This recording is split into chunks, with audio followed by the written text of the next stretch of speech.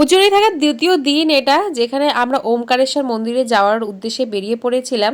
আর রাস্তার ধারে দাঁড়িয়েছিলাম এই একটা ক্যাফেতে, যেখানে সুন্দর একটা দোলনা দেখে আমি আগেই দখল করে নিয়েছিলাম। দায়িত্ব, নির্ভরশীলতা, পয়সার চিন্তা, বয়স বাড়ার সাথে সাথে এসব চিন্তায় নিয়ে যে প্রেমটা হয় না, সেই প্রেমটাও কিন্তু দেখতে বেশ ভালো লাগে।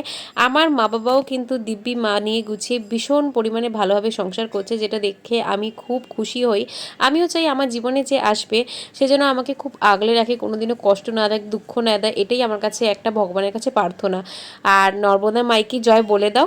আমরা কিন্তু এবার ওমকারেশ্বর মন্দিরের উদ্দেশ্যে উঠছি, যেটার লাইনে কিন্তু আমরা 6 ঘন্টা দাঁড়িয়েছিলাম। আর 1 মিনিট কি 30 সেকেন্ডও কিন্তু আমরা ভগবানের দর্শন পাইনি। সাইড বোম, ভোলে বাবা পার করেগা, জয় ভোলে, কত ধ্বনি যে আমরা এই লাইনে দাঁড়িয়ে দিয়েছি। আর আমাদের সাথে কিন্তু জনরাশির প্রত্যেকটা মানুষও কিন্তু ওই ধ্বনিতে সামিল হয়েছিল। পুজো করেছি, এবার করি পেট পুজো। তোমরাও লাইক করে দিও প্লিজ।